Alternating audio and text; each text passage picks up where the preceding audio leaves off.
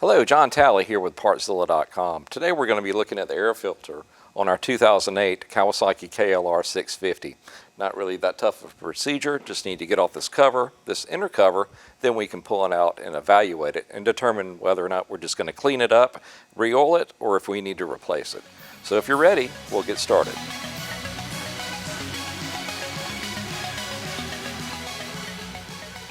Alright guys, this is going to be a skill level 1, so it's going to be pretty simple to do.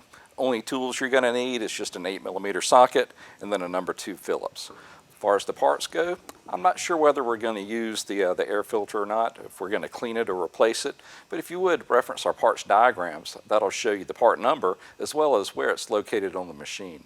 So once you've got your tools and your parts together, we can get started. Alright, like I said, it's pretty easy to access this. Just a couple of 8mm bolts on this cover, pulls out from the bottom, then tilt her out. After that, just a number 2 Phillips, then it'll swing open and pull out. Next, you reach in, it's just a wing nut bolt holding the filter in. The filter is actually wrapped around a plastic cage, and that gives it structure to where it doesn't get sucked in from the intake.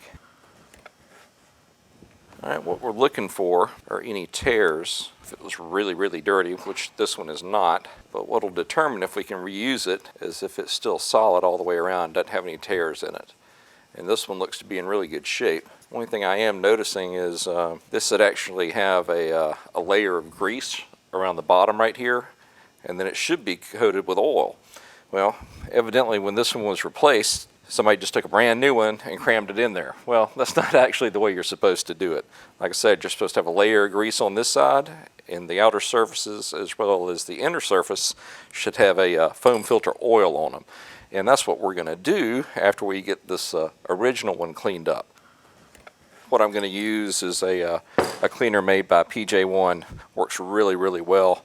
All you got to do is shake it up, and then we're going to spray the outside as well as the inside, and then just kind of knead it in there and then let it sit for about 15 minutes. At that point, all we have to do is just rinse it out, let it air dry, and then we can coat it with oil.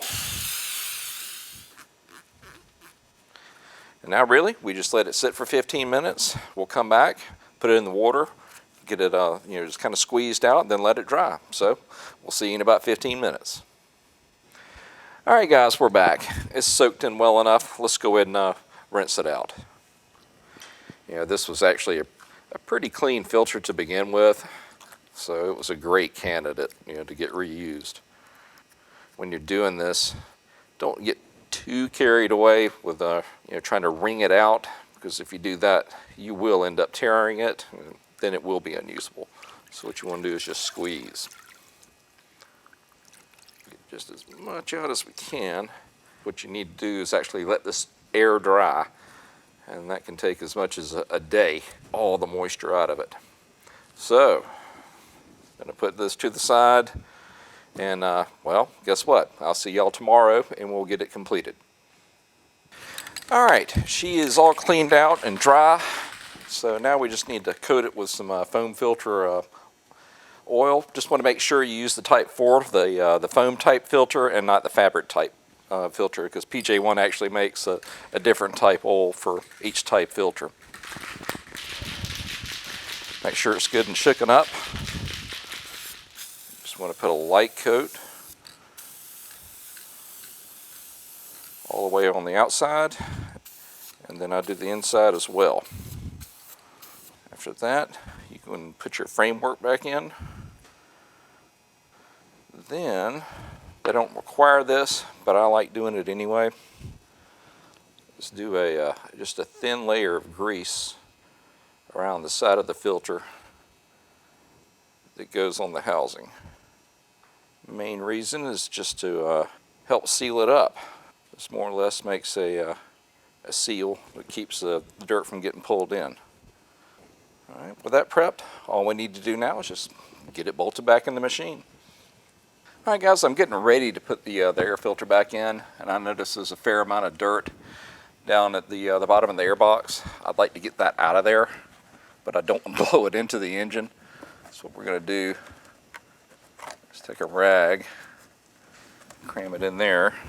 Let's go ahead and spray it down with a little brake cleaner. Take another rag, go and wipe it down. Hopefully it'll grab most of the dirt. Then we'll use the air pressure to finish it off and to dry it out. Much better. Now, go and get that rag out, and let's get it put back in. Got your wing nut back on, put it in, rotate it. This can be a little bit tricky, getting that line back up. All right, that looks good. Now we can get our outer cover back on. Make sure that O-ring is still in one piece.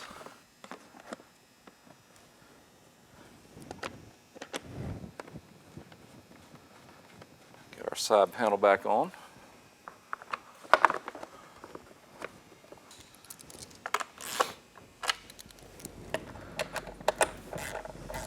Well, all right, guys, that pretty much wraps this one up. Really easy procedure. Save yourself some money. Well, listen, if you need any of the parts that we used or the chemicals, depending on if you need to replace your filter or just clean it, why don't you find us at Partzilla.com and we can get you taken care of. If you have any questions or comments, just leave them in the section below and I'll do my best to answer them. Until next time, we just want to say thanks for watching.